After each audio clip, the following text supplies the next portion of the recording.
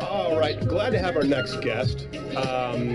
Always there. You can turn it down there, Abby. Always, well, you know, we were just talking during the break, and he was saying, you know, you can have me on the show as often as you want. I want you to be on the show. You know him from Infowars.com, creator, owner, host of the Alex Jones Show on Infowars.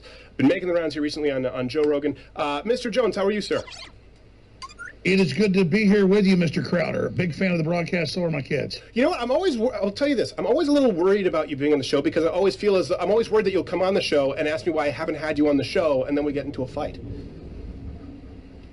But we never really had a fight, so I totally get that you're doing a great job. I watch it all the time, do lots of skits, lots of, events yourself. You don't have a lot of guests on these days, so I'm just happy to be here and the great work you're doing over at CRTV and all the rest of it. Well, thank you very much. Now, I'm happy to have you on. We've kind of changed roles here. I noticed you're in a short sleeve, or usually you wear a suit, and usually I'm in something a little shorter sleeve, but you just had a recent surgery. Now, was it your bicep to your elbow or to the shoulder? Because that's a huge difference in the surgery. Yeah, the shoulder will be much, much worse. This is a ruptured bicep. They just fixed it last week. I shouldn't be out of the cast, but it's the miracles of modern medicine. It is, and I know. Sometimes people have put you in since you're more. They would say conspiratorial with anti-vaxxers, and I know that you're not. And I know you don't shun the miracles of miracles of modern medicine. Pardon me, I'm very, very sick. There's no way I'm pronouncing that broad from Twitter's name correctly today. Before we get on to the censorship issue with you and kind of the deplatforming, first, what has the feedback been like after your latest Joe Rogan appearance? Because you guys were going back and forth for a bit, a lot of fighting. How did you two bury the hatchet so quickly? Well, I didn't like the fact that Jack Dorsey went on there and just spewed BS a month ago. Right. And the fact that Joe was like going over Democratic Party talking points. I've known Joe for 20 years. We've been pretty good friends. A lot of partying, a lot of hanging out, again, over 2 decades. And so I got madder and madder and madder that he says on air, I'm not going to have Alex on, but then he's going to have my enemies on. So I kind of got upset with him. Right. But then, once he had me on, we had a great 4-hour plus podcast. It's the biggest podcast he's ever done. Something like 20 million views right now, 10 million views on YouTube, 10 million views roughly on iTunes. So it's one of the biggest podcasts ever. And he's got nothing but positive feedback, 97% positive feedback. Conversely, the head of Twitter goes on a month ago. He had 80+% negative feedback. So as we were talking before we went live here, Jack and his mother, I guess her name is Vijaya God, literally it's her name. She goes on and holds his hand and says, we're not censoring anybody, but we did take Alex Jones off for beating a kid up. And there was no video. They didn't name the kid's name. When you hear about a murder or a kidnapping or an assault. To be clear, I don't think I said you beat up a kid. I think they claimed that you posted a video of a kid being beaten up, which I also don't know to be true. But again, that would be an entirely different. No. I'm pretty sure we have, by the way. That's those space cadets. I'll take those arrows because I'm pretty sure we have. You're absolutely right.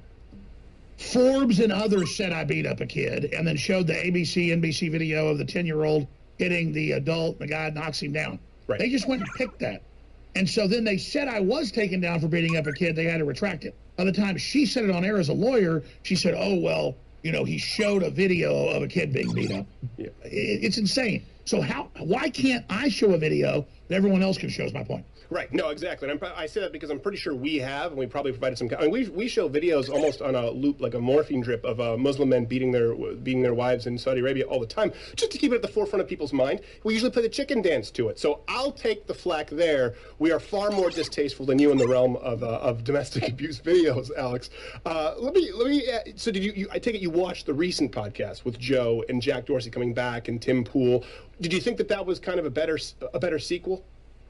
Well, it took me from hating Joe to wanting to marry him. I mean, I'm not gay, but, the point is they destroyed that lawyer, Vijaya God. They destroyed Jack. I mean, it was like a suicide mission. They come on there and BS that we're not censoring conservatives when we've got all their internal videos from Project Veritas and all their admissions and the incredible censorship, and they allow Antifa to dox people, but nobody else can. And so, yes, this just shows the disconnect and how robotic these corporate heads are. It was actually frightening. I thought it was actually a terrifying podcast. Well, I think there were some good questions, some pointed questions. But for me, kind of the moment where I noticed I don't think Jack's going to get it. I don't think they can fix this, is when he unironically used the term LGBTQA about 2 times, and he didn't realize that, you know what, we're not even the gay in the LGBTQA are on board with just tacking on every single letter to that acronym. I don't know that they can fix that blind spot. That was, when I was watching it, I thought Joe and Tim did a good job of holding their feet to the fire, but it felt like a hopeless endeavor. I don't want to be a nihilist, but do you feel like that sometimes when you watch this, especially given your situation? Yeah, it frightened me, because she said not just that I got in trouble for showing child endangerment, which wasn't true. The clip was everywhere in the country. I mean, I got to it late. They then moved on and said that I said use battle rifles on the media, but they didn't show a clip. They took a 38-minute podcast I did one night, but I had a few beers. But none of it had to do with violence. It was like, we don't want to be violent. We've got to use the criminal judicial system.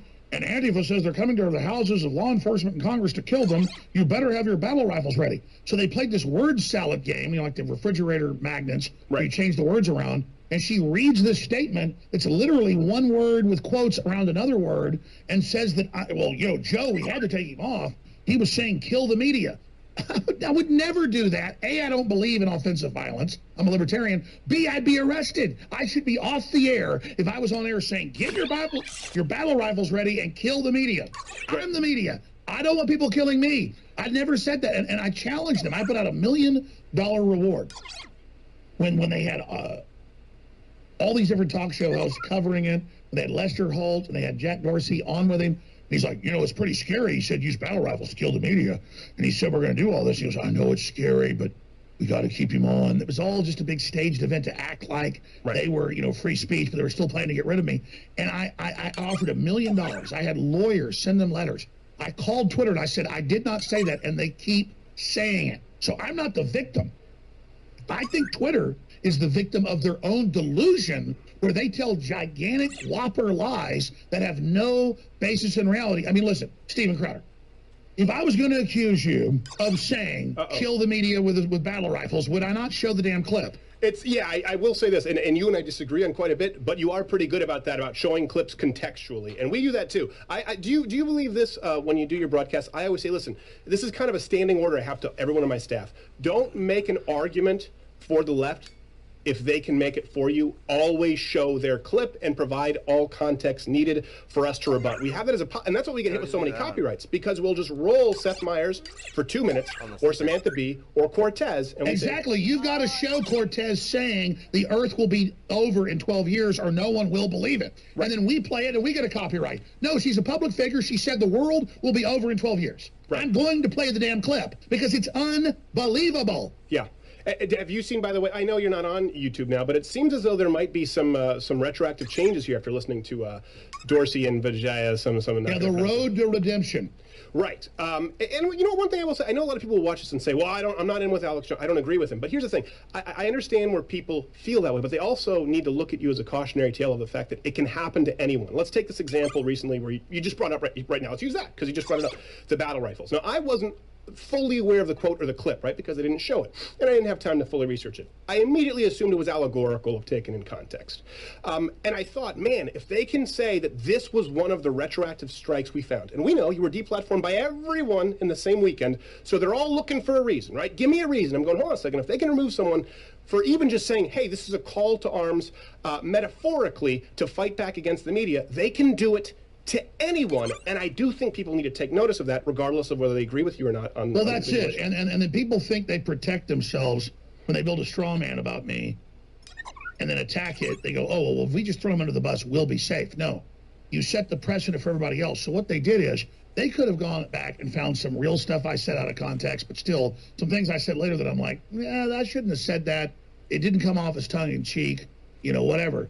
But with the case of the items that you mentioned, I would never even tongue-in-cheek say, you're coming over the hill, it's the Alamo, get your guns ready, because they're going to take it out of context. Right. So if one thing, the left lying 10 years ago, I'd said stuff like that allegorically. I'm not about to do that. So the point was, I'm like, we need to peacefully, through the courts of the criminal justice system, stand up and if Antifa attacks our homes, We need to not be offensive because, like Martin Luther King said, and Gandhi and Jesus, we need to take it on the cheek because that's how we beat them. Violence is what they want. The damn 38-minute podcast was about nonviolence. It wasn't exactly like that, but I understand your point. But I said, but I said at the point, you play the whole thing. I said at the point of them attacking your house, you got to defend yourself and have your battle rifles ready. Of course. It was a debate about how far to go. The point was, I did not say go attack the media. Sure. That is made up. $1 million prize. If you can find me saying get battle rifles and go after the media, I'll pay you $1 million. I'm not going to collect that check, just like the people never collected the check for the United Negroes College Fund when Andrew Breitbart offered it for anyone who could find footage of them hurling the N-word at Congressman Clyburn. I do think, and this is one thing that the left has admitted now, they didn't used to admit. I thought it was very telling that Jack Dorsey and, not going to say her name on here, sounds like vagina, but Jack Dorsey, two that's okay, we'll believe it. Vagina Good. That's a cool name, like Vagina Good. That's a pretty cool name. What's wrong with making a joke about the name? Especially if I were her parents, I would name her twin sister Penis Bad, so that they have to introduce them as Vagina Good, Penis Bad. That's what I would do, but I would be a cruel parent. I came out of a vagina. I love vaginas. I spent my whole life trying to get my face in vaginas. And demonetized right now. Immediately demonetized. Thank you, Alex. What was I talking about before? I was talking about something before this, and I don't remember what it was. Oh. Jack Dorsey did say, Stephen, listen. You started it. You began to start the jokes about her name, so just don't. I did. It is my fault. I take full responsibility. Stop raping her name. Stop raping Vagina Good. The name. Let's please don't. Are you trying to get me put in jail like you? The social media deplatformed jail? Please don't do this. My point is with Jack Dorsey. Just cut it out then. Are we live? Jack Dorsey said, as it relates to sort of political pressures, external political pressures, I don't have the exact quote, but I remember him saying, the left wants us to do more, the left wants us to censor people more, and the right wants less. He admitted that. And we've talked about that on the show for a long time. I know you have, that the left demands less transparency. The left demands less truth, whereas conservatives, the right, libertarians, everyone under that umbrella, demands more. They used to try and deny that. It seems as though now they're not even concerned with it. No, I agree. So why do you think they're just openly, we're going to censor everybody?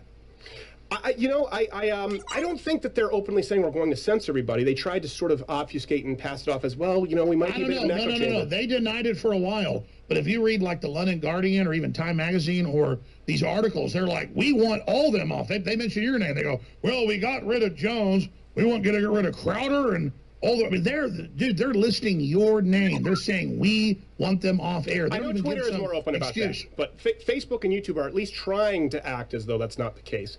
But I know Twitter is pretty open about the fact that they want to use it as a... No, you're right. The future British Prime Minister is saying, he wants Tommy Robinson taken off YouTube, or he'll use governmental powers to shut down YouTube. So I agree. As bad as Google's been, it is not the worst. So let me ask you this: Who gets the brass ring? Who is the biggest censor on the internet? Well, that's an interesting question, because I was going to ask you this question immediately afterward. Right now, who do I think is the biggest force, do you mean? Who do I think has the most power? Is that what you're asking me? I think Google has the most power. Yes, I would say I think Google, then Facebook, because they have both Google and YouTube, then probably Facebook, and Twitter is further on down that list. That's why when we've talked about sort of taking legal action, and we have, they're not at the front of our queue because they've pretty much admitted they want to be a tool for social change. But this is interesting. As you're a libertarian, I've talked with Nigel Farage about this, a few different guests. What do you think the solution is? As a small government libertarian, do you think that the government should step in and regulate them as public utilities? Because as you just talked about, right, that's a slippery slope. In the UK, the government wants to pressure YouTube to take Tommy Robinson off. But what's the solution here? I'm really glad you raised that nuanced point, Mr. Crowder. If we don't regulate the internet with the necessary evil, with a prohibition, like the Second Amendment says you will not infringe. Right. The First Amendment says you will not infringe. It's not a government power taking something away. It's a guarantor saying that you have immunity as a citizen to defend yourself. You have immunity to have free speech. This is sacrosanct. This is what we worship. This is who we are. This is what makes us who we are. And so, yes, I don't like government being involved. I'm a libertarian like you. But then when the EU and the UK and government says we're going to use government power to censor and shut everybody down who's a nationalist, who's a Brexiter, who's a conservative, who's pro-military, who's pro-family, who's a capitalist, then you've got to have government come in and say, we're guaranteeing these basic rights like our current law does on the internet. It's just being ignored. And so the internet needs to go back to where it was, where the internet doesn't censor. These companies don't censor unless something's violating law clearly, and they get a DMCA takedown order we have a good orderly system to do this. They've just been ignoring that the last 2.5 years since Hillary Clinton lost the election. They've panicked. They're doing this. So I'm not for regulation. But instead, when we stand down, it creates a vacuum where all these regulators come in, and we let the EU and the UK and the Chinese governments praising U.S. companies for censoring. So that vacuum, because we're like, we're conservatives, Heritage Foundation, these are private companies, let them do whatever they want. Well, now we just gave in to the vacuum of all these other very rapacious forces. Here's what I've proposed, at least as a step. Tell me if you agree with this or not. I think that what we need to do is have some transparency. Again, as we've talked about, conservatives, libertarians, we demand transparency. I think that YouTube, Facebook, Twitter, and any other social media platforms, they need to publicly declare whether they see themselves as publishers or as open platforms that they do not censor. If they say, hey, we're private publishers, like a BuzzFeed, like a HuffPo, then we say, okay, then you're no longer a social media platform. Fine, let's be honest about it. Now we need to see some transparency. If they by the way, you show you've done your research. That's the federal international law. Right. Under the subsection, they have liability protection. A newspaper or a TV station doesn't. But because they have third-party posting, they have liability protection. They're not supposed to be a publisher. So the minute they engage in publisher control, they now lose their immunity. Right. So do you think that probably the most important first step would be for them to have to formally declare whether they are a neutral platform or publisher? Because then we can hold them to their own standards. Yes, I agree. If they won't back off and stop being authoritarian censors, I'd rather them use the immunity as a third. I mean, it's not their fault if I'm on a telephone saying something or I'm on Facebook. Exactly. And once it's criminal, they take it down. So I'd rather them revert to what greater minds and the free market and those that built the internet came up with that worked so great instead of the Chinese model. I'd rather them back off. But yes, you're right, Stephen. If they will not stop, then we have to strip them of their immunity. Okay, final question here. I'll go in a different direction. We do have to get going. A lot of talk, obviously, since you were on Joe Rogan, about you mentioned the clockwork elves. And this was very entertaining once Eddie Bravo came in, and it seemed as though there were some miscommunications, but it was a lot of fun to watch. Here's one thing that I do want to clarify. You talked about these sort of elven figures, let's say. It seemed like you were trying to stress, I noticed this, that you weren't talking about aliens, extraterrestrials, or vampires, but am I wrong in saying a more biblically based interpretation of kind of demonic apparitions? That's what you were trying to communicate? Because I did find that interesting. I don't think a lot of people who aren't familiar with you, associate you with your more faith-based worldview. Exactly. If people want to find out what I really believe, Infowars.com, Newswars.com, they can hear it in this context. I've never seen aliens. I'm not into UFOs. I don't go to UFO conferences. I'm not that guy. I never really covered the lizard people. I've had David Icke on. Studying globalists and studying what they're into, they are into the occult, just like every major ancient religion thought they were conjuring creatures. They were getting data from beyond the veil. And so when you read the Bible about one world government, mark of the beast, and there'll be humans conjuring demons, and demons will be set loose on the earth, and then you study San Francisco and the liberals, they're taking DMT, they're taking ayahuasca, and they're having group events with 20, 30, 50, 100 people.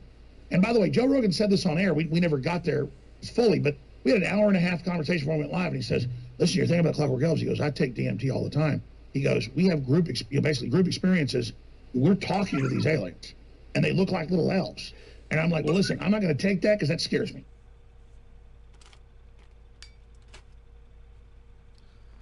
Boom.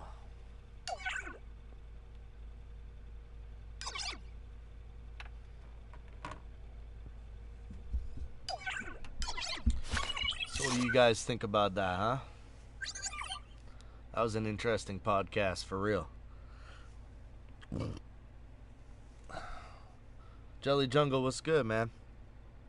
So, basically, let me try to break this down to you, right? I'm about to go deep into the conspiracy with you guys. Alright, check it out. So, if you believe in such things, if you want to open your mind just for a minute, maybe I can explain what the fuck he's trying to say. Okay. So DMT, right? This is a drug, believe it or not, that is from the brain. It's a chemical out of the brain. And people are smoking it. There's different ways to do it.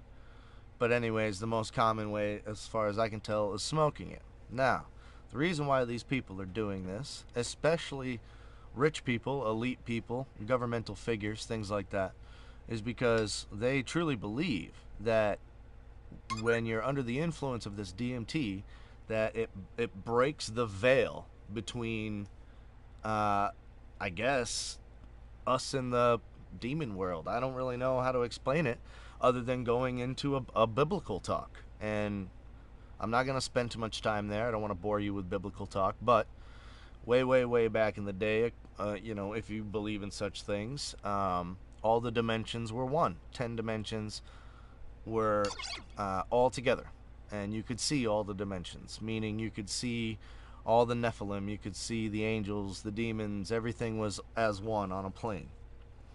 And for whatever reason, I don't know why, God decided to curse us, curse the creation. I'm not really sure how to go about saying it, but apparently we, as in the humans, whatever you want to call us, we were shut off from the other dimensions. DMT, trippy multiverse hype, yes. So you get what I'm trying to say. So we were shut off from the other dimensions, okay?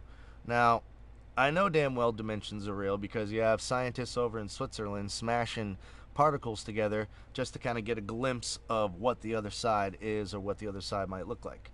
And so long story short, right, we are third dimensional beings, and Einstein did a lot of work with mathematics, including time as a fourth dimension, and then we being our souls are fifth dimension beings. And apparently we're pretty much, and we're in a third dimension. Like I said, this is like, space, time, reality, all that shit. And when you take this DMT, it apparently adds the other dimensions, where it's not just a hallucination. I've taken drugs where I've hallucinated, and me and other friends, we've taken the same drug and did not have the same hallucination.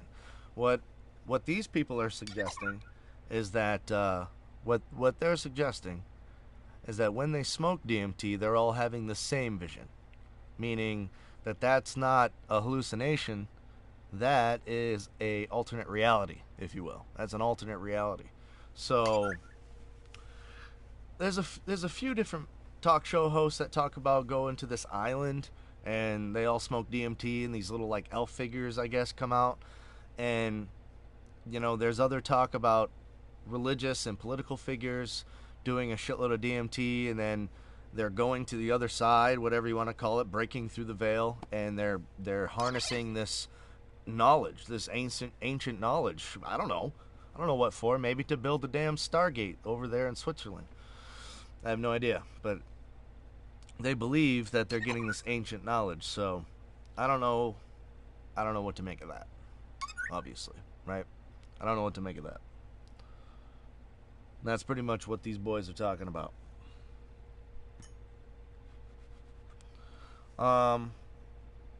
There was another thing. Not all experiences are the same. Is that right? So I mean, are you saying that from experience? Have you done DMT? Because I never have, so I'm ignorant in this matter. I'm just trying to make sense of the topic. I'm trying to make sense of what they're trying to say. You know what I mean? I've never done the drug personally at all. But I have done mushrooms. I've done, hallucinogenic drugs where I've seen things and didn't share the same experiences with another friend that ate the same mushrooms as me. We saw totally different things. But these people are suggesting that they're smoking the DMT and seeing the same things. They're having the same experience, talking to the same hallucination. They're both talking to the same hallucination, and the hallucination of whatever it is. I don't know what to call it, hallucination.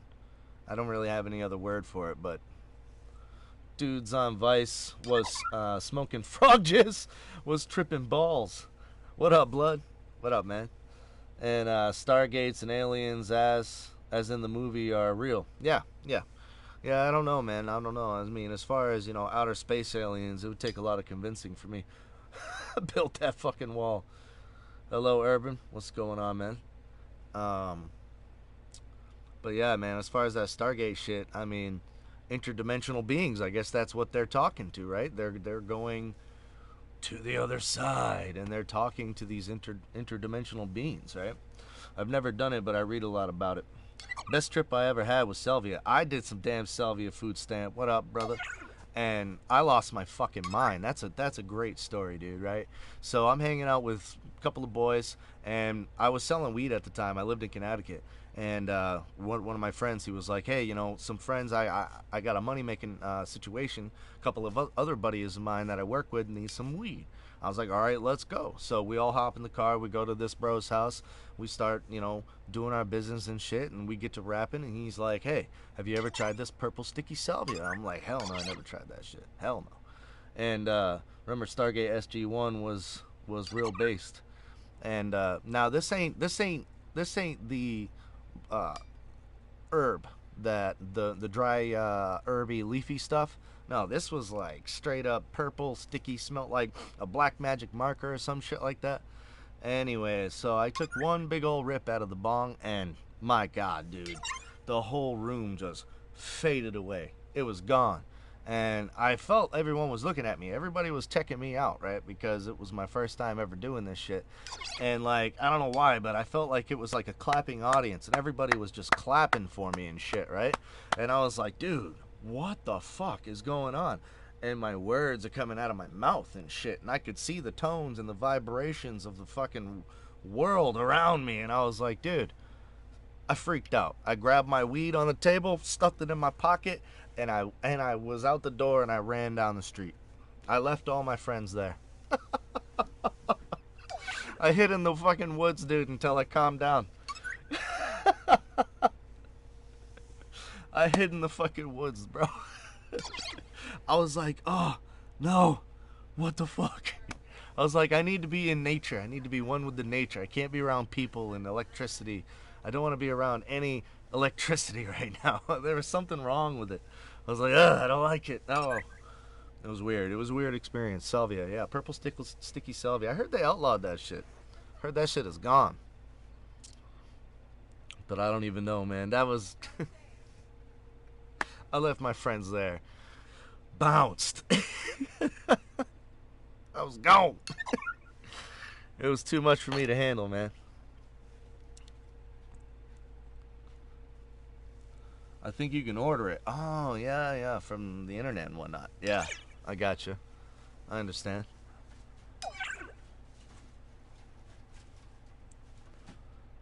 I saw demons crawl on the ceiling. Why, when you were on Salvia? What's up with the little men? Joe Rogan was talking about that.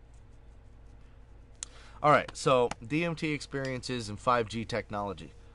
Do you think that shit's connected? Do you think it scissors like two dikes on a lesbian straw?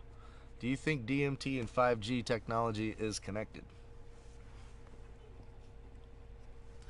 Because I happen to think it is. I think it is very connected.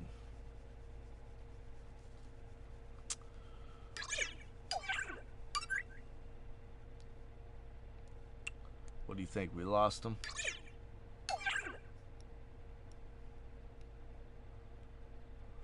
Damn. You guys aware of 5G technology?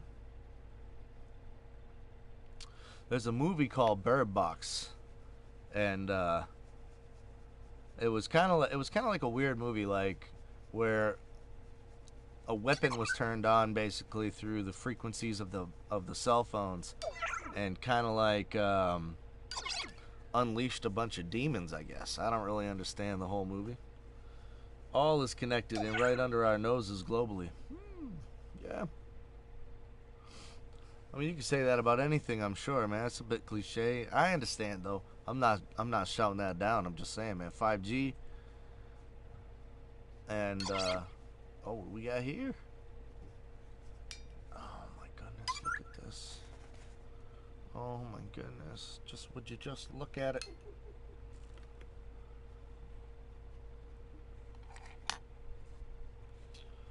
Alright, so I'm gonna put on this Bird Box. I'm gonna have Alex Jones explain Bird Box and 5G technology while I eat some food.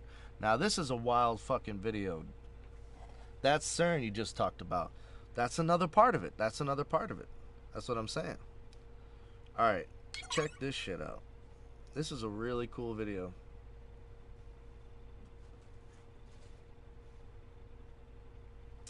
The video, if you want to know what it's called Alex Jones to release the secrets of Bird Box. Lower IQ just from television. Any questions? This message is brought to you by Info. Completely banned from all new forms of digital communication. Elites aren't afraid. A beautiful girl. Weapons like this is they're afraid of nuclear war in the middle of it. So it's got to be every triggered people. And then like the pocket. Elites did that. All right, here we go, guys. You've seen it. Ronnie, you know what I'm talking about?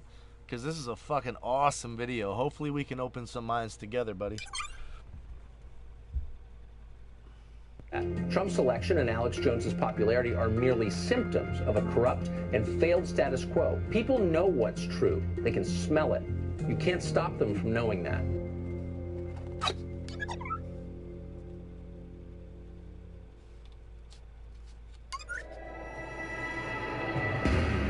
Hey, have you heard? InfoWars is getting banned across the internet. Facebook, YouTube, Twitter. They're all censoring us. I need you to share these links to the videos and the websites and the stories at Infowars.com immediately. And remember, if you can hear my voice, you are the revolution. Maybe. You have to turn it off. You have to switch it off. It's the switch on the side of it. There. Underneath, yep. You see On the the side rock. switch? The little thing that beautiful says girl. 1, 2 on it is off. Yep. Come to me, my child.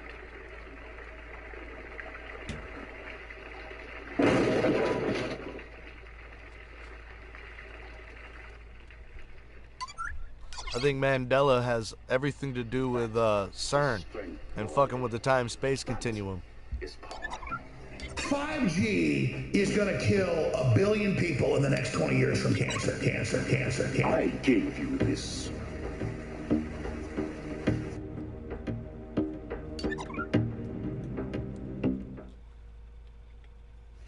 They make fun of it when we talk about chemicals in the water. We talk about electromagnetic radiation manipulating the brain, which is all admitted. And when we talk about the break with the family and all that, and just as sure as shit, that's why they're so freaked out by Trump, because he's not been let in on this. He actually got elected. All the mad scientist shit. That's why they all mutiny and won't do anything he says. And everybody kept talking about that, quote, stupid movie, Sandra Bullock, Bird Box, and no one knowing what it was about. And I sat there this morning on the elliptical and started watching it 10 minutes into what it was. And the whole thing is the fact, just like the Kingsman, and I remember hearing, in the back, was talking about something about, I think he figured it out. We have to get in here. We have to get it out. We have to do a good job. We have to hammer it. We have to do it now. It's kind of hit the zeitgeist that Alex Jones releases the secrets of the Bird Box. Well, they call it dumb. It's silly. It's all designed for a sequel. And before I even finished the movie, I went and did a guess what the synopsis. Philly cheesesteak, my man. I even told Pat Riley, I said, well, wait a minute. You know, it's cell phones that have gone in and triggered people. And then like the Pokemon game, it creates a map to have people kill themselves once it takes them over. So it's only using the optics, but it's a electrical manipulation of the brain, like a person's following a map like the Pokemon game to kill themselves. But what do you do once the power grid goes down? A certain percentage of people are going to end up being killers and crazy, only half cooked, believing with the program cleanse the earth. And Pat's like, how do you know that's the movie? Because I fucking know the enemy's operations. And they're saying it all to our face, man. So, that's what this shit is. And then everyone doesn't even know what it means. But that's what it is. That's just like the Kingsman. It's just like the Kingsman when they see everybody kill each other. They are fucking, dude. We got to go to the microfilm and find the Baltimore Sun, 1999. They did a DARPA article admitting they were testing cell phones to calm the public, cell phone towers.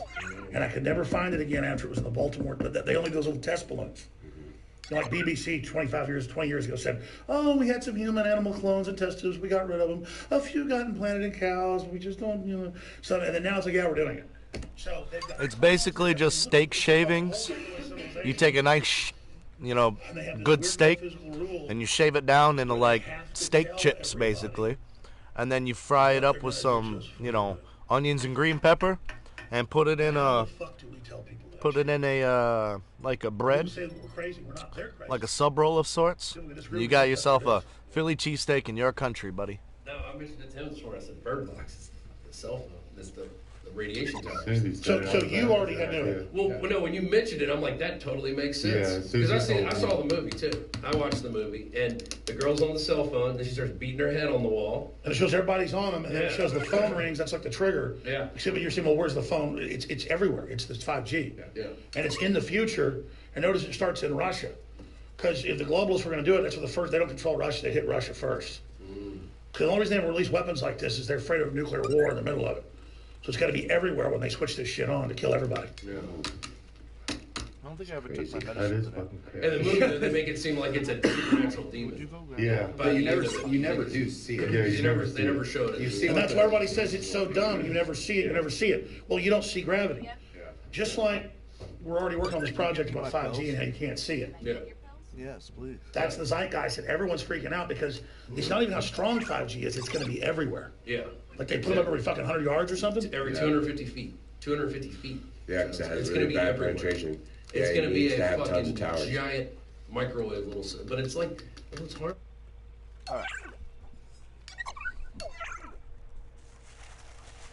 Let me slow them down a little bit. So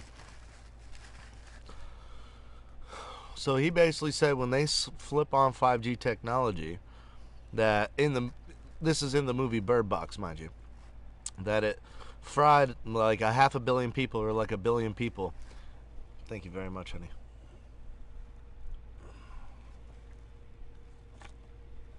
And it fried like 1 billion or 500 million people, and kind of like unleash this, demonic presence. Now they're saying that in real life, when they put up these 5G towers, they put out so much, radiation and frequencies. I think I looked up it was like 10 to the 7th power, which is like 10 million fucking microwaves every 250 feet, some shit like that. I don't know if I have my mathematics correct there, but I know it's something around there. And so anyways, every 250 feet, they're going to put these 5G towers. And if you look up 5G tower image on your Google, they have them looking like everything, from street lights to basketball hoops to church steeples, you name it. And as far as I can tell, they're going to sell it on the backs of transportation, because when Uber and Lyft go full auto cars, which is not that far down the pike, trust me, it's going to take 5G technology in order to run those cars. You know what I mean? So under the new Green Deal, like AOC wants to propose, it's going to tax people who live in rural areas and countrysides. It's going to tax the shit out of them and make it so much more unaffordable to get gas and other things to make it into the cities where basically all the jobs are going to be. So it's pretty demonic presence never left. Everything is vibration. And so that's what the new Green Deal is. It's basically communism sold under the disguise of environmentalism. And they want to basically build high-speed rails, get rid of cars, get rid of planes, all kinds of weird shit. Make sure cars are electric, and according to AOC, it's sustainable, renewable energy. Well, I'm sorry. That's bullshit. It's not, because these batteries take lithium, and lithium comes from the earth. It has to be resourced. It is not sustainable. It is not renewable. So, rechargeable, yes. Resourceable, yes. But it's not sustainable energy. And, I mean, rarely energy ever is. I don't think that we can deny the fact that there's been many, many patents on free and clean energy. Magnetic motors, air compressed motors, all sorts of ways to create energy. 4G/5G activates cancer cells by vibration in human. Yes, absolutely. It vibrates the human genome. and causes DNA to reverberate against each other. And that brings me back to a little situation, back in 2015, 2016, when I was really getting into politics and conspiracies. I was thinking that when Jade Helm was taking over and turning Walmarts into FEMA camps and shit like that, me and my friend Stephen King, we were like deep into that shit. We were looking it up all the time, like what the fuck is going on. And so I literally thought that we're going to be battling shoulder to shoulder, arm in arm in the streets against a corrupt military that wants to basically kill constitutionalists and Americans. You know what I mean? So, with that said, I started thinking, well, fuck you. I'm going to train, and, if you're going to kill me, it's not going to be easy, right? That's what I'm thinking. And now I'm looking at it, and it's like they're just going to... How the hell do you fight frequencies and vibrations, bro? I mean, you can't swing at a frequency, man. You can't kick a vibration in its balls. You know what I mean? Stephen King? We're off and on. I've known Stephen forever, bro. I mean, we definitely go way back. Back to PS3 days, man. Back to fucking, Midnight Club, Los Angeles. So we go off and on. We've been friends for so long that we've pissed each other off a lot of times. And right now we're off. You never know. Later on we might be on. You can never tell. But that's how I feel about this 5G shit.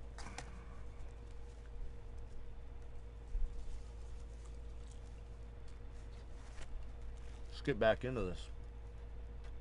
These things don't hurt you. And what it does is interfaces with all the gadget they put in all the new smart gear to track every damn thing you're doing. And they admit it gives you cancer way worse than regular cell phone radiation. So just like Bird Box, it is killing you. That's not debatable. They're not going to let you not be away from it. They're putting it in, and they can put carrier waves over it that make you highly suggestible. So now when you see subliminals or the chemicals or the whole overlay, they've already been testing in laboratories on humans that volunteer, on non-volunteers, and on primates. And that's why they want you in cities, because that's where it's all. It's not going to be 5G in the countries. It's going to be 5G in the cities, because you can't build enough towers in the country to cover it. Well, we've got to get people warned about this. And Trump is all about innovation, but he's a caveman when it comes to it. And I'm going to go ahead and make the announcement too. He's effectively not president anymore. The fact that he let him steal the election, and the fact that they did all this. And whenever I just say something, no one listens. I disagree, Ronnie. I think everyone's redeemable, man. I don't want to fuck around. And I want to just get this released by Sunday. I want to come up here, no bullshit. I want to shoot this. I want to explain it to people. I want to show them the stuff, but not go too in-depth as I always do in like one little area. Just say, listen, just like she says in the movie, because it's all metaphorical, and I'm sure Sandra Bullock doesn't even understand all this. The writers, I'm sure, but I got to look into who those people are. Yeah. It's just like the Kingsman. The message is, metaphysically, they get the blame in this weird Baphomet, as above, so below, the balance of good and evil, Illuminati religion, that if they don't tell us they're doing it, then they get the karmic blowback. Just like cremation to care Bohemian Groves about getting rid of the stuff. But they believe that if they tell us right out in the open, that's why I've been told by people that are hooked in with some of the high-level folks that, you have a place in this, and that, but you just got a little out of balance is why you're being curtailed and cut back. You're going to be brought back, and I'm like, oh great, and you say, well, that's just their power trip claim, they control everything. No, that's how they sit there and do control things. Is that they use different forces. Even though I don't work for the globalists, I'm fighting their overall master plan, trying to expose it. They thought we got too strong exposing it. Like, people are supposed to be told about this, but they're not supposed to do anything about it. Told everything, yeah. And this is going to be the weapon, but it's going to be more like, what's that movie from the Firefly TV series that got turned into a movie? It was only a one-off. The movie was Firefly. No, the movie was Serenity. Oh yeah, Serenity. Yeah, notice they have a test planet where they basically put Prozac in the atmosphere. Yeah. There's no war, but they basically 99% of people just basically die at their desk. And then the other ones fucking turn into crazy people. Well, because they know in studies of pesticides on bugs or fucking with humans too, a certain percentage aren't just going to get immune, we're going to mutate. Yeah. So, and get very agitated. Like, that's what our listeners are. They're agitated by this, they see it, and they're pissed off. Because you should be pissed off. But see, we're not supposed to get enough critical mass to actually intellectually do anything about this. And so I'm going to stop thinking about this. I'm going to be announcing on air that there's a big announcement all day long. I almost can't do the show because of this. Because I've already known it. I already see when I give the phones to my kids what it does to them. I already see the baby when she sees a TV zone out or we're walking to the mall. I already see people I've known that don't care anymore and are gone. And the numbers show depression, suicide, lower IQ just from television, Alzheimer's. So it's not going to be everyone at once running around killing themselves. It's just going to be in a year, half the public commits suicide. I mean, I'm not saying it's going to happen in a year. I'm saying it's just going to be people stop eating, people stop caring, people start dying. Everybody I know aren't closing garage doors anymore. People aren't wiping their asses anymore. People don't have any memory from 5 minutes before. The Christian in me says to love my enemy. Immune systems are collapsing. They've taken our thought processes away. They've taken our memories away. They've taken short-term memory. I mean, people, myself included, I'm driving around and look, people look soft, they look stupid, they can hardly talk. It's getting worse and worse. And it's bad. And I'm telling you, this is a natural progression of civilization. You know, they said they dug up people in England from 4,000 years ago in Africa. From 4,000, they've done studies, you look them up. And on average, a weakling was better than our Olympic athletes. So we keep thinking we're getting better, we're not getting better. And also mentally, people were super, super smart. We peaked about 4,000 years ago. That's why civilization kind of came up in the last 6,000. And we're going down. And the globals have decided to ride that sucker. They're not even doing it all. And then there's the final equation. I'm not going to join the globalists. But at a certain point, if the public knows all this and doesn't do anything, they've chosen it. So what's the third way here? You don't join the globalists, who are going to pull this off from Kauai, Hawaii, and Tasmania, and New Zealand. Remember Mark Dicey's a great guy, but when he got on that jag against me 10 years ago, I have to point that out because I can't find my videos. They deleted them all. I said I talked to Hollywood producers, and everybody's moving to New Zealand because they're going to release something in the future. They just say society's over. That's why people like, what's his name, James Cameron, writes everything off in his undersea searches for wrecks. No, he's got a fleet of ships to stay offshore. He knows New Zealand's not even safe. Underground bunkers aren't safe. And all these people have now got yachts, and they've got them for that reason. They're going to pull it off. And I was told this from people that are friends with him. And I was told I'd go ahead and talk about it. And then some people got killed after I talked about it. Some people got killed, died, after I talked about the James Cameron thing. And of course, I only memorialized with Mark Dice because Mark's like, look at. So, I mean, let's just consider the fact that all that might be true. So, if that's the case, and nowhere is safe, not even an underground bunker, then I'm not really quite sure how a lot of these people are going to get away. I mean, when he says they're really going to pull it off, I mean, pull what off exactly? Is it like what the Georgia Guidestones say? We need to reduce population down to like whatever the fuck it says on the Georgia Guidestones, like 500,000. Do we need to reduce population down to that? You know, what is it? Is what I guess what I'm trying to figure out. And you know, how does all this play out? You know, again, I go right back to AOC. You know, that's one thing I can agree with. I mean, if even a shred of what he just said is true, and AOC is like, you know, if you raise kids within 12 years, they're going to be dead. You know, when you're talking like that, it's almost believable. So I don't even know what's going on as far as frequencies, but it just goes back to my previous conversation. How do you fight a frequency? You know what I'm saying? Alex Jones, he's full of crap. He says James Cameron's running New Zealand. Well, now, 10 years later, it's all over the news. Everybody's running New Zealand for the what's coming. And it looks like they're not going to turn the 5G on there or something. I'm not sure. If we expose enough of this, that they're going to Kauai, that they're going to Tasmania, and they're going to New Zealand so they can then run to Tasmania if they have to. They're building the Rockefeller Foundation and stuff's built all these emergency bunkers near the North Pole. They built them in Iceland and stuff. I mean, it's bad, man. See, how am I even supposed to go on air and talk about the latest thing with Pelosi being a freaking idiot? Right. And I sat there and I looked. I was thinking about this too. I thought about the fact that the moment they put 5G antennas in the phones, it doesn't matter if they connect to a 5G antenna in the air. That's right.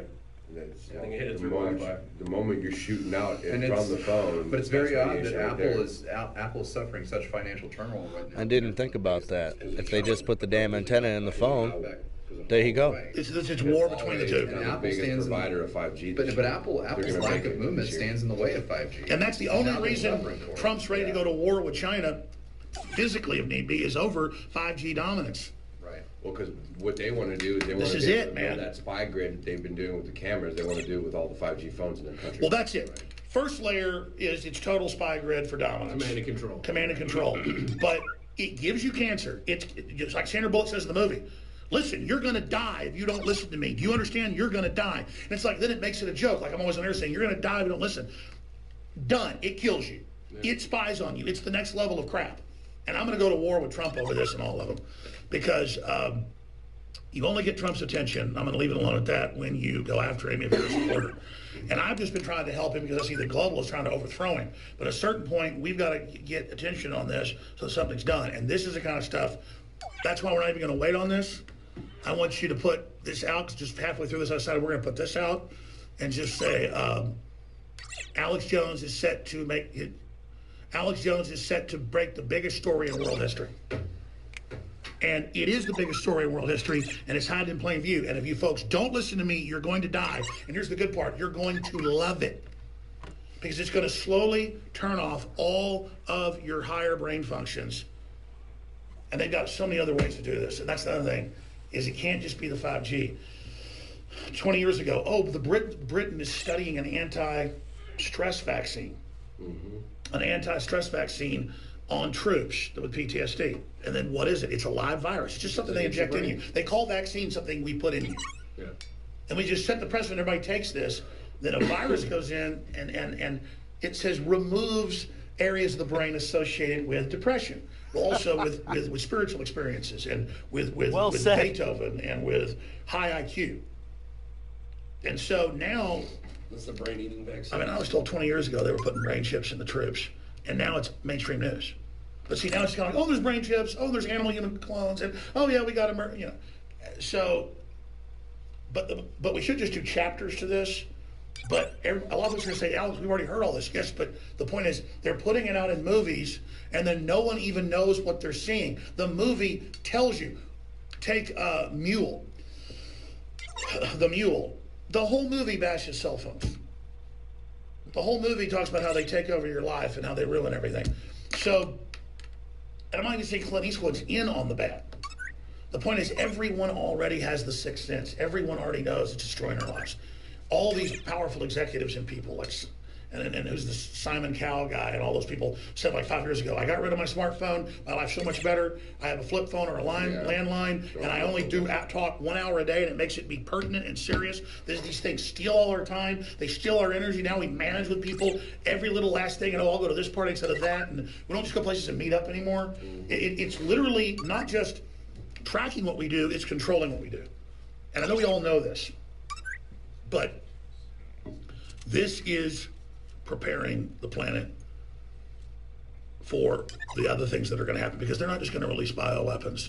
They're killing billions of people in a month.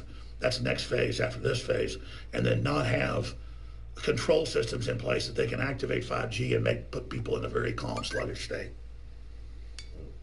And some people are going to have convulsions. Some people are going to die from it. And it'll all just be, oh, there's mystery illnesses at the hospital, because everything they do is to manage. What do you think syphilis experiments, injecting people all over the world with syphilis for 40-some years was about? It was about getting groups of people that would carry out the secret test and tracking how you could control epidemics.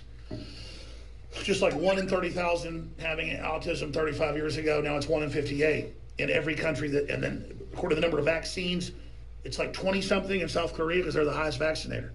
And it's boys. Because all the movies are women being the boss, women being the warrior, women Bird Box. Being the hero. Because they're going to have to be, because men are being removed from college, I never thought from of it that jobs, way. from the place. The military's not going to be humans soon. It's all going to be drones and AI. And so you take the men out first. So this is simple. The men are already being taken out, and the globalists think we're too stupid to figure all this out. If they were going to inject people in Appalachia, poor white people and poor black people in Alabama with syphilis, and let them die over for 20 years and spread it to everybody, you think they'll pull some stuff now? You're damn right they're doing it. And, you know, if Trump doesn't do something about this, he's part of it. So let's just put this out, and we always get neurotic and show a bunch of documents and proof. Let's not even do that. Show a picture of a cell phone. Let's see, or just, you know, or maybe just the one article, 5G scrambles your genome. And what scrambling genome cause? Cancer. And then maybe just another headline, Wired Magazine, 5G causes cancer, but big tech doesn't want you to know. And maybe that New York Post article where she's the chief spy and all that shit. So, listen, tomorrow I'm going to come in all Saturday, a lot of Saturday, and we're going to shoot this. And I don't want to make it too complex, too long, but I want it to just be bam, bam, bam, and not even dramatic, just very cold into the camera. Very cold in the camera in that studio with the lights just right. I want to just coldly lay this out. I want to say, listen, this isn't a movie. You are going to die if you don't listen to me. But worse than that, our whole species is going to die. And we're going to let whatever this is that's built this and doing this have control of the planet. Because anybody can take the next logical step like everybody else is doing and saying, this doesn't look like humans came up with. I mean, let's be honest with ourselves. This is not something that looks like humans came up with it. There's obviously people collaborating with it. I'm a Christian, and I say it's the devil, the fallen creature on the planet that's out to get us. And it's not allowed to do all these things. It's discombobulated. It's not in this dimension fully. But it can really get us to build this stuff and do it to ourselves. It's free will. If the devil can get us, if this entity out of space, what a 2,000-year-old book says, if this entity can get us and trick us to do this, then it has absolute right to do it. But you know what? We have a right to fight back against it. And people could say, oh, this sounds crazy. It's happening. Anybody want to add anything? Anybody disagree? No. The only thing I would add is that I'm also worried that, talk about genome editing, what happens when we weaponize CRISPR? It's already happened. Yeah. You know, before they announced something like CRISPR, they've already got 10 of them. Yeah. Mm-hmm. You know, and they had CD-ROM in the 60s when my dad was at UT. Sorry, go ahead. No, I was just, you know, when it becomes a thing where, you know, we can effectively like accidentally give someone an injection of something, it's really something that's adjusting their genes. Well, of course, that's what's going exactly. It's giving people susceptibilities to things like the radiation, even worse. You're talking about a binary weapon. I'm talking about something that's biological that would affect our physical. No, absolutely. Yeah. You know what? You're super smart guys. That's why when you do a podcast, it's a binary. Exactly. This is all binary testing. Mm-hmm, mm-hmm. It's two problems. That's what you're saying. Yeah. Because then you get them with well, I mean, you give somebody you give them the predisposition, and then you make the breakdown of civilization so bad that you've got to have the military medical complex to even live. It's like giving somebody a slow poison and you administer the cure. Yes. Yeah. But then the cure is like fucks you up even more. Yeah, but the cure is like the cure is almost kind of like how equilibrium is, you know, where everyone is just completely nullified, or you know, like that how they basically give everyone a set of pills they have to take all the time because they say that it's required of them for balance and all. THX 1138. Yeah, same type of thing. Which they keep telling us is the plan because Huxley wrote Brave New World in 1923. His brother, as you know, went on to be the head of the UN, actual UN, UNESCO. That's what actually runs things. Not the debating club they have up there. That's the scientific technocracy. And you're absolutely right. And he wrote it in 23, and he said in 61 at Berkeley, this is the real plan. And he wrote Brave New World Revisited, it's nonfiction. And you read that book, that's... When you say weaponized weed, all I can think about is like weed that makes the population sterile, like a sterilized weed. You smoke it and then you can't have kids. Can't repopulate. Making it's going to be the easy part. Getting people to watch it and understand what it really is and then act upon it. Do you know where Huxley and Darwin and the Wedgwood and the Galton family and all of them getting together in the 1850s developed this plan? You know, they had the plan. They look. This is even in documentaries, but it's not in a lot of popular books about Darwin and people. Folks should look up Darwin's. Darwin had hallucinations. And he was in the rainforest, and they only published the origin of the species. When he brought it back to the Royal Academy, all the other stuff got kept. And yeah, exactly. They started taking hallucinogenic drugs that open up a dimensional gate, so these goddamn demons could tell them what to do and set up here. And that's the best math we've got on this, and that's what they think out in San Francisco at these CIA research centers they've got. And then that's what Joe Rogan does, and all that's been popularized. And other folks that got him to popularize it, and then they found out what it was and freaked out, and then Joe went another direction. But obviously, like Joe's the new Timothy Leary, like the government used him to introduce LSD, Joe's there to introduce DMT. And what it does is it opens up a dimensional gate. And if they think they've got you, they'll act friendly until they lure you in. But if they think you're like a real Christian or got their plan together, they'll try to make you a psychotic break and torture the living shit out of you. That's why people really need to watch out and not take DMT, especially if you're already somewhat awake. I think Timothy Leary actually took DMT at one point when he was with, what's his name? The guy with the rainbow acid experiment. All of them. And then he lost it. What, Terrence McKenna? All of them, yeah. Terrence McKenna was part of it. Yeah. One of the Merry Pranksters took it and was never the same afterwards. Left the group, didn't want to have anything to do with them after he took DMT in New York. So it's been around for a long time, but they felt the public wasn't ready for it. Well, exactly. Yeah. Well, Time Life book publishers and owners were taking LSD before they ever claimed that guy discovered it in Austria or whatever. Right. And if you go into the whole history of it, and then they doled that out, then they had people push it on universities. They had like a sub-level Timothy Leary at every college that pushed it. Yeah. In fact, Charlie Manson was one of those guys. And exactly. So they were trying this whole chemical test. And this is what the CIA and the Psychedelic Research Center and institutes out in San Francisco, they all believe this. And that's why the heads of Google, Apple, they're all out there together because they're taking this stuff. And they believe these entities, and they'll tell you, like, oh, we never believed in God, we do DMT, and then we meet with these aliens, these little elves and guys, and they give us these plans, they do these things. And that's why they want me banned off the internet, was the type of stuff I said on Joe Rogan's podcast. And then notice later, Elon Musk comes on and says the exact same stuff. That's because he's at the parties with these people. This is what they're saying. Yeah. Well, I was told this by people that knew folks out in San Francisco and who were from San Francisco when I was a kid. And I remember hearing this stuff when I was a kid from people that knew the actual people involved. And here's another thing: the eye is a big thing, a big part of this. If you watch the Bird, whatever it is, the Bird Box, the crazy people all have this thing going on with their eyes, and their eyes change right before they die. And you look at head of Apple; he's got those weird fucking eyes when he's talking to people. I was watching a Fox interview of this CIA agent, former CIA, talking about North Korea. His fucking eyes are giant, and they're like black saucers. And you're sitting there, I'm looking at this. Oh, everybody asked, was Tim Cook on drugs? Hell yeah. You'd have to take 5 hits of acid to have your eyes that big under lights. Yeah. Or pure beta blockers. Yeah. And then you look at what Google is and what it's doing now, the way Google's pushing everything that's corporate, obviously set up by CIA money. They say, oh, it's just a little seed money. No, that was their way. That was the government going, we're going to control search engines. We're not going to let Yahoo run the search engines. We're going to control them, and we're going to do it under this friendly Google name. Right. So they came in through that. And what is Apple? It's the apple with the bite out of it. Yeah, it's the original sin. I think one last thing I would be sure to cover is why are they pushing it? Why are they promoting 5G? Why does it seem to be a humanitarian crisis that we all need 5G?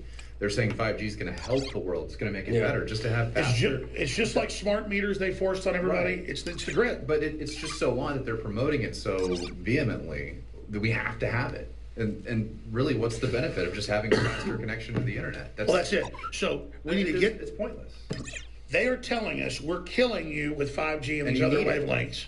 Yeah. So they're saying it's killing you, but you've got to have it because they got to tell you what it's really doing. Right. But then you've got to have it, and then they're telling you that we're all going to start killing each other. That's beyond a metaphor for war. Right. It's preparing us so that we're predictively programmed to be ready for it. I also know one of the biggest things that they want that for is smart cars. Yeah. They want them for smart cars. They want them for self-driving cars because then they can build a giant infrastructure in the air instead of trying to do this whole GPS thing. And they just build a grid based No, that's it. 5G. And they're going to dial in and control all the new 18-wheelers and everything else because you don't want satellites to cut out. Exactly, they're getting away from GPS too. This is almost a ground-based GPS. Yeah, and because America, they made it open source, so now no one cares about GPS anymore. They get rid of it a couple of years ago. Like America used to have the rights to it, so we used to have more power. Now China's launching its own GPS. Yeah, because it's just a satellite, so it's just, to them, it doesn't make any difference. So now there's an international one. All right, well, let's do this. I got to get on the air in 15 minutes. Rob, we have to formulate the first. Yeah. We have to formulate the first plan to get a special report out, hijacking the whole bird box phenomenon. And I'm going to tell people that by Sunday, we're going to lay out the secrets of the bird box. Yeah, we'll launch it on the Sunday show. Well, yes. Well, this is pretty much over. I want to get this though. Just put. That's pretty much over. It's only got another minute or so left to it. I don't know, man. I don't know what to think about all that. That's really trippy, you know. And Alex Jones, love or hate the guy, he's been proven right a lot of goddamn times. I don't know what to think of that, you know. 5G technology, you know. I guess we won't care anyway. So even if I'm upset about it, it's not going to be that big of a deal because all the cell phones are going to turn off our higher thinking, right? You'll be like, oh, I love it. It'll be great. I'll be like, you like money? I like money. Let's go get some money together. Consume. Obey. But, yeah. I think 5G technology is going to be sold to us by Lyft and Uber because they need it in order to run their cars. I think that, you know, things like the new Green Deal, whether that passes or not, is designed to basically push people into consolidation of these smart cities. And the other thing I think is that it's all really not going to work. I really do. I don't think any of it's going to work. I think that this shit is ramped up to 20 because the human race is kicking the shit out of these assholes. That's what I think. I think the reason why everything we see on TV is a propaganda campaign is because we're winning. I think that the media is completely furious because we're kicking ass. That's what I think. You know, so we just stay the course. Stay the course. That's what I think. Stay the course. Everything is going the way it should be anyways, right? I don't know if God is going to show himself. I don't know how bad it's going to be, you know, if it takes a genocide in order to get a man to show himself. And then you have all sorts of technology that can produce a God in the sky, so. And then you have, you know, the grand deception and things like that. So, I mean, who knows what to believe at the end of the day, at the end of the rainbow.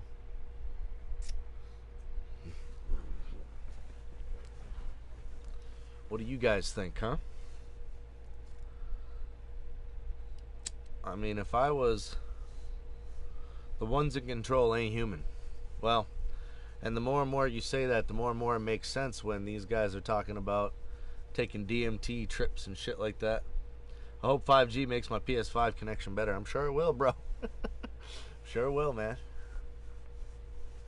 You know, what's weird is that my internet already says that it's 5G. I don't think it is, the modem. I don't think the modem is 5G, but I'm just saying the name of my internet says Ryan Riffs 5G. But kind of interesting when you think about it at the end of the day. It's really something that I want to play, man. We already in an apocalypse, radiation killing everything. You ain't lying, my man. You ain't lying, dude. I mean, Fukushima. Ain't nobody talk about that no more. That happened back in 2011. I remember that like it was yesterday, dude. I did a lot of research on Fukushima. Hell yeah. Absolutely. That was one of the biggest earthquakes ever recorded, 9.0. Almost snapped Japan in half.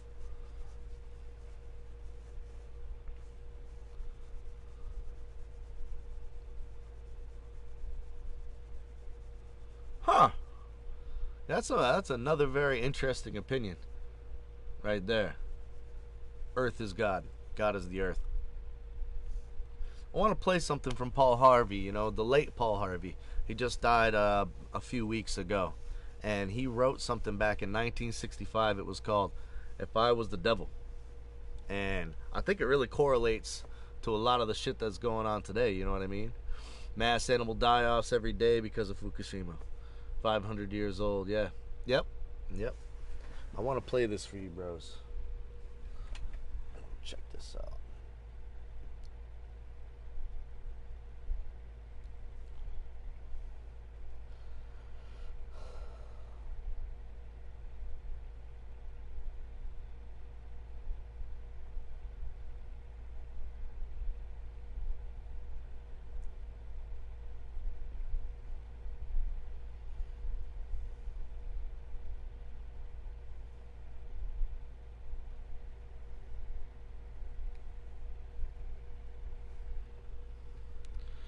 There's got to be a way. I won't be able to set this up the way I want to do it.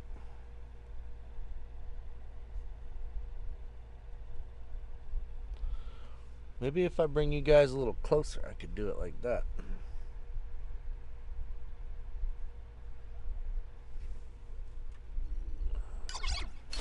Hi. How you doing? A little closer.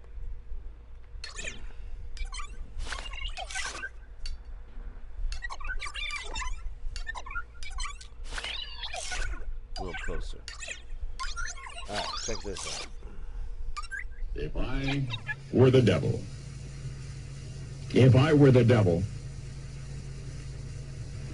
if I were the prince of darkness, I'd want to engulf the whole world in darkness, and I'd have a third of its real estate and 4/5 of its population, but I wouldn't be happy until I had seized the ripest apple on the tree, thee.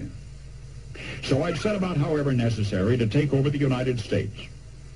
I'd subvert the churches first. I'd begin with a campaign of whispers. With the wisdom of the serpent, I would whisper to you as I whispered to Eve, do as you please. To the young, I would whisper that the Bible is a myth. I would convince them that man created God instead of the other way around. I would confide that what's bad is good and what's good is square. And the old I would teach to pray after me, Our Father, which art in Washington. And then I'd get organized. I'd educate authors in how to make lurid literature exciting so that anything else would appear dull and uninteresting. I'd threaten TV with dirtier movies and vice versa. I'd peddle narcotics to whom I could. I'd sell alcohol to ladies and gentlemen of distinction. I'd tranquilize the rest with pills. If I were the devil, I'd soon have families at war with themselves, churches at war with themselves, and nations at war with themselves, until each in its turn was consumed. And with promises of higher ratings, I'd have mesmerizing media fanning the flames. If I were the devil, I would encourage schools to refine young intellects, but neglect to discipline emotions. Just let those run wild. Until before you knew it, you'd have to have drug-sniffing dogs and metal detectors at every schoolhouse door. Within a decade, I'd have prisons overflowing. I'd have judges promoting pornography. Soon I could evict God from the courthouse, then from the schoolhouse, and then from the houses of Congress. And in his own churches, I would substitute psychology for religion and deify science. I would lure priests and pastors into misusing boys and girls and church money. If I were the devil, I'd make the symbol of Easter an egg and the symbol of Christmas a bottle. If I were the devil, I'd take from those who have and give to those who wanted until I had killed the incentive of the ambitious. And what'll you bet? I couldn't get whole states to promote gambling as the way to get rich. I would caution against extremes in hard work, in patriotism, in moral conduct. I would convince the young that marriage is old-fashioned, that swinging is more fun, that what you see on TV is the way to be.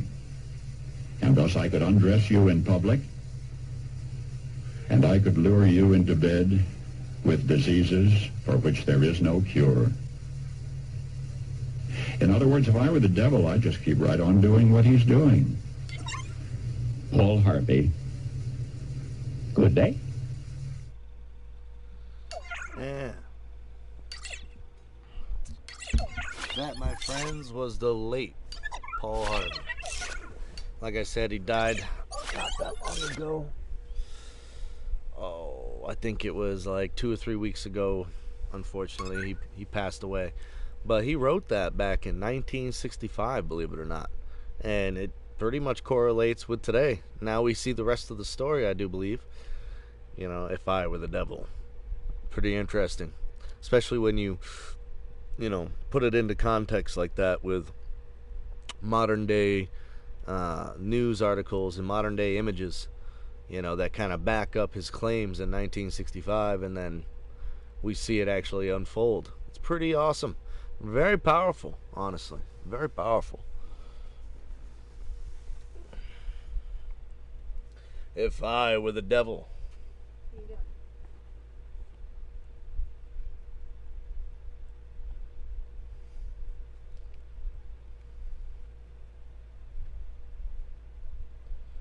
That comedian used same lines. What are you talking about? Are you talking about Bill Hicks or George Carlin? Those are kind of the only two political comedians I can think of.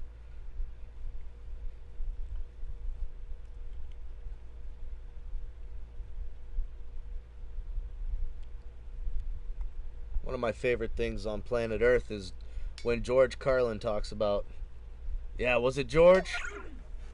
I kind of want to play a little George now. Check it out. We're going to play a little George and see if I can do this.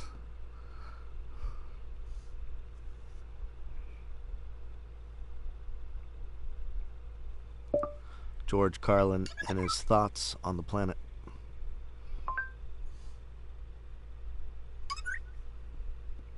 Shit right here is funny. These people who's worried about everything. You got people like this around you. Country's full of them now. People walking around all day long, every minute of the day, worried about everything. Worried about the air, worried about the water, worried about the soil.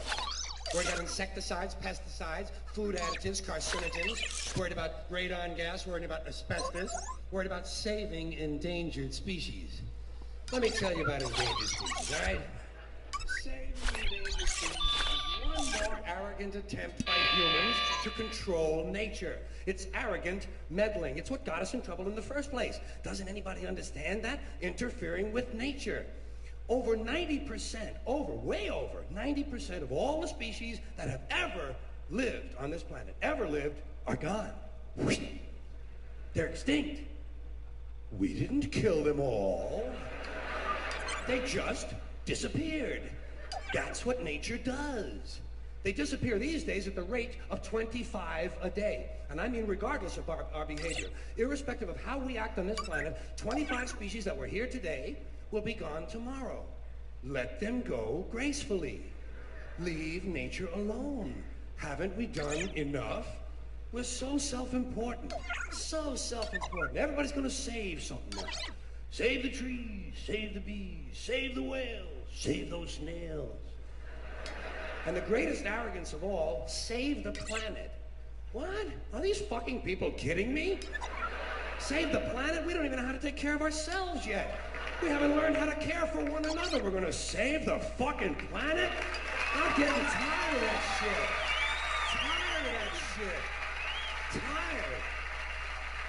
I'm tired of fucking Earth Day. I'm tired of these self-righteous environmentalists, these white bourgeois liberals who think the only thing wrong with this country is there aren't enough bicycle paths. People trying to make the world safe for their Volvos. Besides, environmentalists don't give a shit about the planet. They don't care about the planet. Not in the abstract, they don't. Not in the abstract, they don't. You know what they're interested in? A clean place to live. Their own habitat. They're worried that someday in the future they might be personally inconvenienced. Narrow, unenlightened self-interest doesn't impress me. Besides, there is nothing wrong with the planet. Nothing wrong with the planet. The planet is fine. The people are fucked. Difference. The planet is fine. Compared to the people, The planet is doing great. It's been here 4.5 billion years. Did you ever think about the arithmetic? Planet has been here 4.5 billion years. We've been here, what, 100,000? Maybe 200,000? And we've only been engaged in heavy industry for a little over 200 years. 200 years versus 4.5 billion. And we have the conceit to think that somehow we're a threat? That somehow we're going to put in jeopardy this beautiful little blue-green ball that's just a-floating around the sun? The planet has been through a lot worse than us. Been through all kinds of things worse than us. Been through earthquakes, volcanoes, plate tectonics, continental drift, solar flares, sunspots, magnetic storms, the magnetic reversal of the poles, hundreds of thousands of years of bombardment by comets and asteroids and meteors, worldwide floods, tidal waves, worldwide fires, erosion, cosmic rays, recurring ice ages, and we think some plastic bags and some aluminum cans are going to make a difference?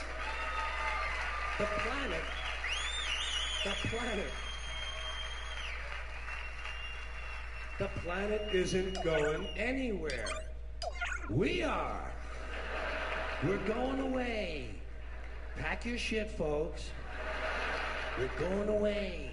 And we won't leave much of a trace either. Thank God for that. Maybe a little styrofoam. Maybe.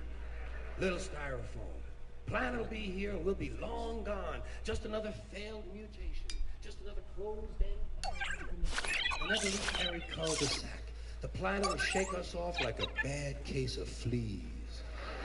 A surface nuisance. You want to know how the planet's doing? Ask those people at Pompeii who are frozen into position from volcanic ash how the planet's doing. Want to know if the planet's all right? Ask those people in Mexico City or Armenia or 100 other places buried under thousands of tons of earthquake rubble if they feel like a threat to the planet this week. How about those people in Kilauea, Hawaii, who built their homes right next to an active volcano and then wonder why they have lava in the living room? The planet will be here for a long, long, long time after we're gone, and it will heal itself, it will cleanse itself, because that's what it does. It's a self-correcting system. The air and the water will recover, the earth will be renewed, and if it's true that plastic is not degradable, well, the planet will simply incorporate plastic into a new paradigm, the earth plus plastic. The earth doesn't share our prejudice towards plastic. Plastic came out of the earth. The earth probably sees plastic as just another one of its children. Could be the only reason the earth allowed us to be spawned from it in the first place. It wanted plastic for itself. Didn't know how to make it. Needed us. Could be the answer to our age-old philosophical question, why are we here? Plastic. Assholes. So, the plastic is here, our job is done, we can be phased out now, and I think that's really started already, don't you? I mean, to be fair, the planet probably sees us as a mild threat, something to be dealt with, and I'm sure the planet will defend itself in the manner of a large organism, like a beehive or an ant colony can muster a defense. I'm sure the planet will think of something. What would you do if you were the planet trying to defend against this pesky, troublesome species? Let's see, what might... viruses. Viruses might be good. They seem vulnerable to viruses.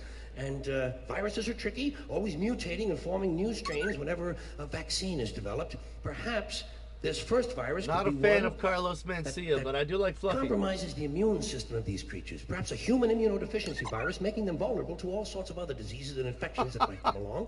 And maybe it could be spread sexually, making them a little reluctant to engage in the act of reproduction. Well, that's a poetic note. And it's a start. And I can dream, can't I? Gotta worry about the little things. Bees, trees, whales, snails. I think we're part of a greater wisdom than we will ever understand. A higher order. Call it what you want. You know what I call it? The big electron. The big electron. Whoa. Whoa. Whoa. It doesn't punish. It doesn't judge at all. It just is. And so are we. For a little while. Thanks for being here with me for a little while tonight. I love that. That's It's really cool. But no, I'm not that big of a fan of Carlos Mencia, honestly. Fluffy's pretty funny though.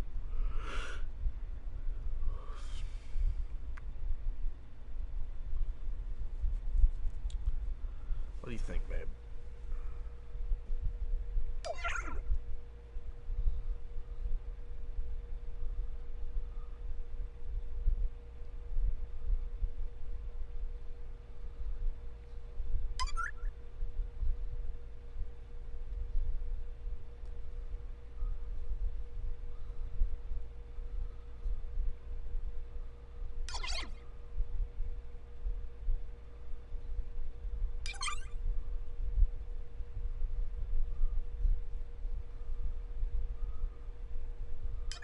What the hell is this song? I don't know. I really don't think R. Kelly would do that. I seen the tape though. It was definitely him.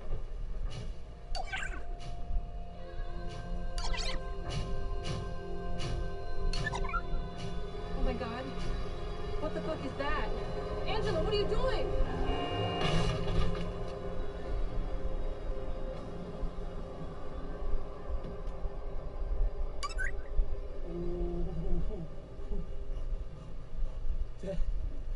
That was not my fault.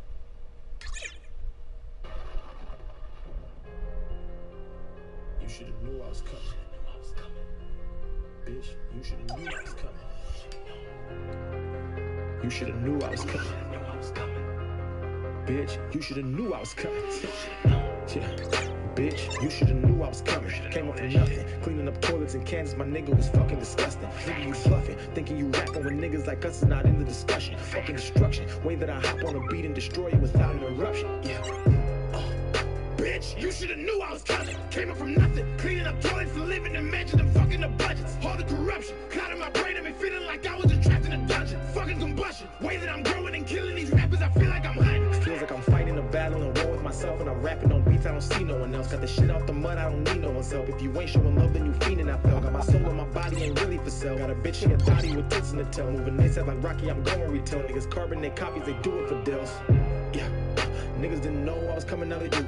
I be doing work, yeah, times two. Nigga, you silly, Caillou. Nigga, you short, haiku. Nigga, we lit, not you.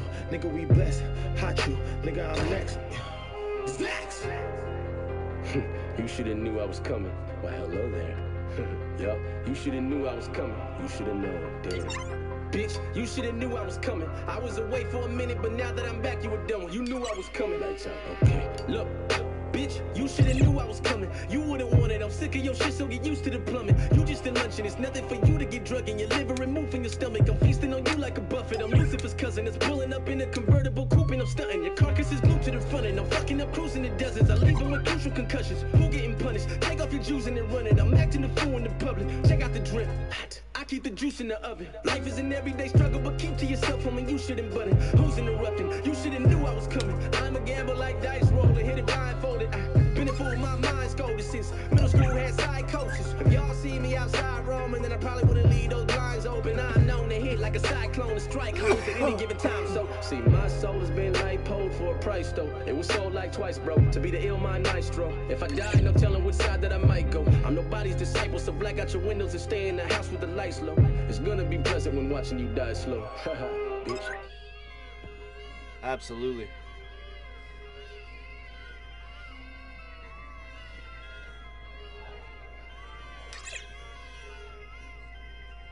Babies. I love babies. Can I see it? Can I see yours too? So precious. You know what's good for these babies? Some sunlight, god damn. Look at that. It's beautiful outside, isn't it? You should have knew I was coming. Yeah. Surprise, nigga. You shoulda knew I was coming. You shoulda known, damn.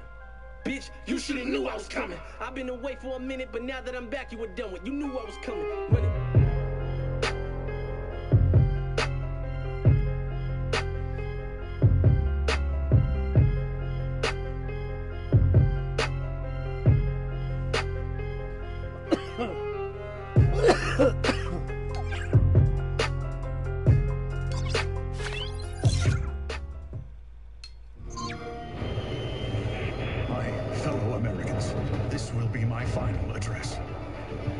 If you can hear this, you are our last line of defense. If Washington falls, our nation will follow. Division agents, our future is in your hands. The Division 2, available March 15th. Who's getting that Division 2? Buy Xbox One, get the Division 2.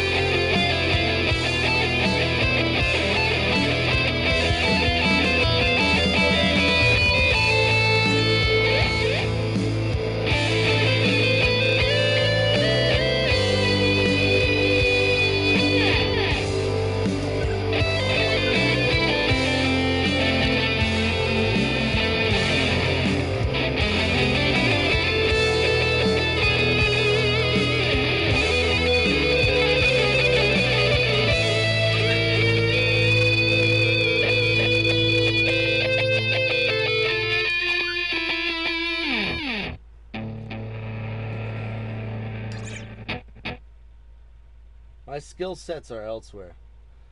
Hey, that's not a bad thing, bro. This is just me sitting on my ass fucking for a bunch of years. Like, I moved from school to school. I, you know, was constantly in and out of cliques and different shit like that. And I just basically sat in my room and played guitar, you know. A good lot of my adolescence was just chilling, you know, trying to figure this old girl out right here.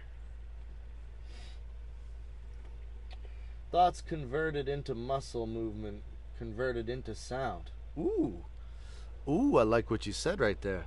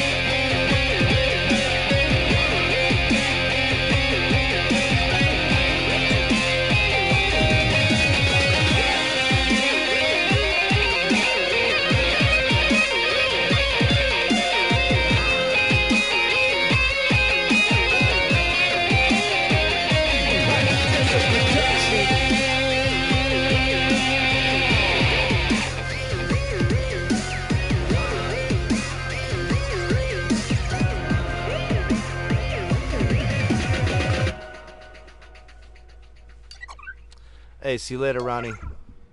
Thanks for coming in and saying what's up. I appreciate that. I appreciate that.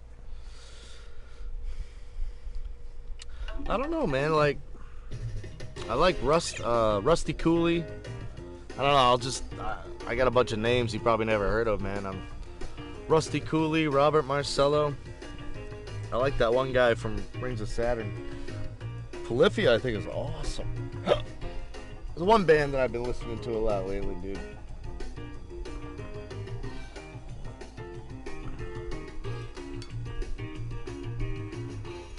You gotta check these guys out, man. If you've never heard of them, they're called Polyphia. I'm telling you, man, they're fucking really good.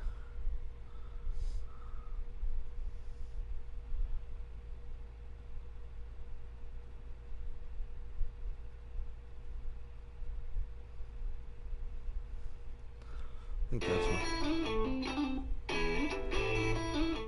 No. No.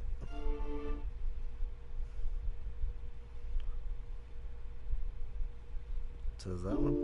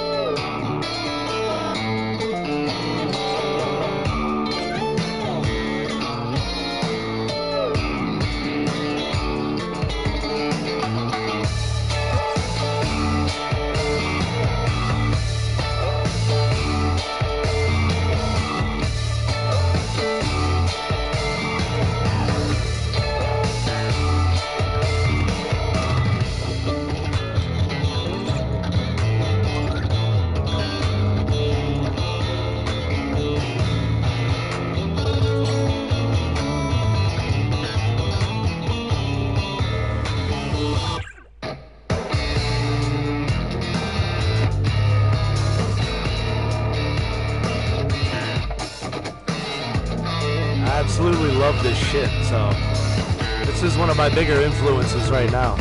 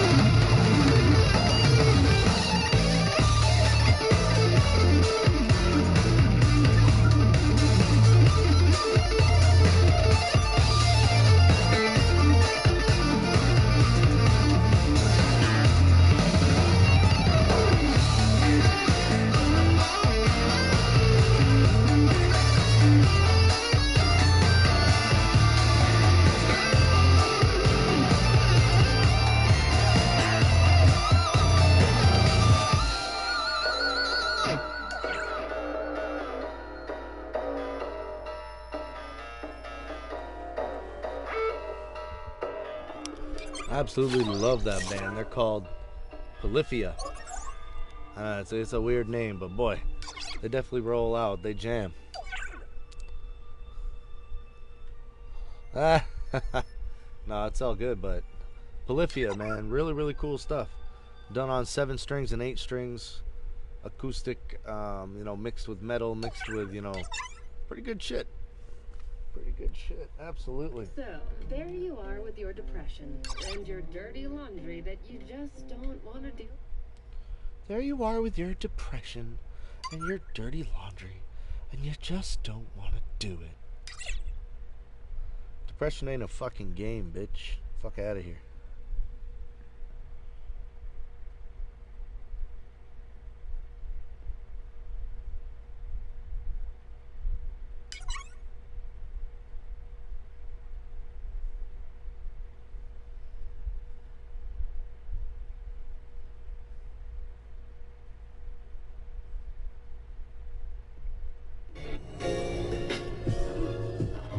Valentine on the track.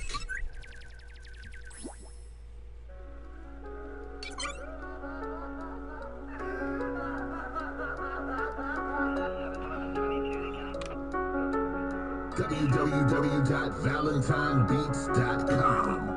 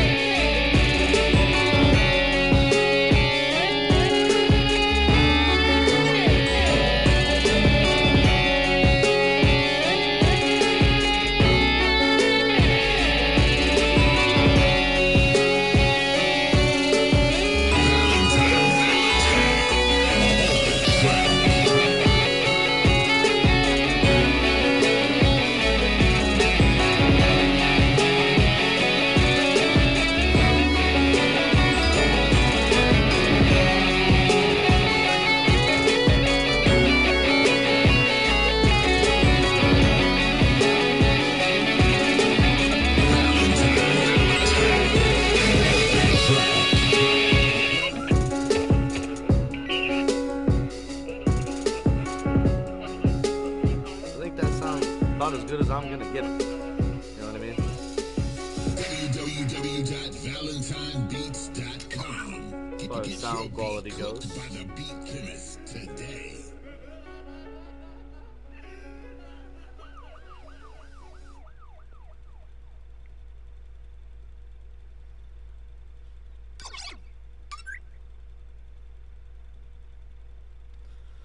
Do I feel like playing anymore? I don't know. I really gotta wind down and go to bed. I'll play more another time.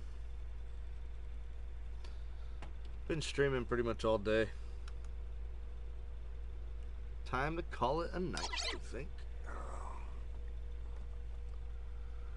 Well, my friends, I had one hell of a day today. Pretty fun. Had a lot of fun on the playroom with you guys today. In and out, scream and shout, shake it all about. It was a lot of fun, man. I seen some faces, seen some new faces, old faces. Pretty cool, man. You know? Absolutely. Absolutely. We shall be around very shortly. You know, I got everything set up now the way I like it. Yeah, so I'll probably think of better ideas. You know, today was kind of just day one, you know, of this setup. So I'll be thinking of better ideas in the future. Absolutely. Got to stay ahead of the game, you know, always. But we shall see you guys on the next time. Peace out, everybody.